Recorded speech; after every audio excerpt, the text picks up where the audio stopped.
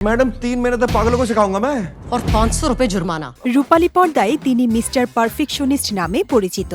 তারই জামিন পার থেকে 3 ইডিয়টস সিনেমা দিয়ে বারবার দর্শকদের মনস্তাত্ত্বিক ও সামাজিক সচেতনতার পাঠ দিয়েছেন আমির খান। তবে এবার কোনো সিনেমার চিত্রনাট্য নয়, বরং বাস্তব জীবনের এক রূঢ় সত্য নিয়ে মুখ খুললেন এই বলিউড সুপারস্টার।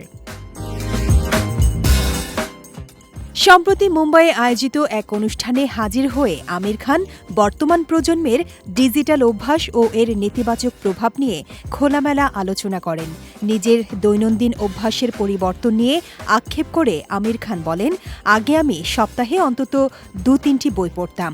শুটিংয়ে যাওয়ার পথে কিংবা সকালের নাস্তার টেবিলে ব্যস্ততার মাঝেও পড়ার অভ্যাস ছিল, কিন্তু এখন আমি হয় ইউটিউবে সময় নষ্ট করছি, না হয় ইনস্টাগ্রাম রিল দেখছি।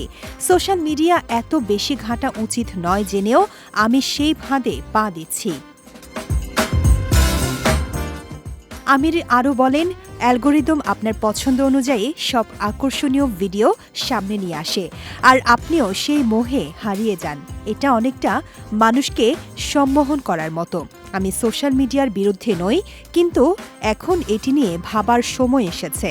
বিশ্বের অনেক দেশই শিশুদের সুরক্ষায় ডিজিটাল মাধ্যম নিয়ে কঠোর পদক্ষেপ নিচ্ছে, কারণ এভাবে শিশু মন ও মস্তিষ্ক দূষিত হচ্ছে। এই অভিনেতার ভাষ্য মতে, অপরাধ বা দুর্নীতি কেবল আমাদের দেশের সমস্যা নয়, এটি মনস্তত্ত্বের একটি স্তর। দুর্নীতি শুধু টাকা পয়সার হয় না, বরং চিন্তা ও মানসিকতারও হয়, যেমনটা আমরা ইদানিং অ্যাপস্টিন ফাইলস নিয়ে জানতে পারছি।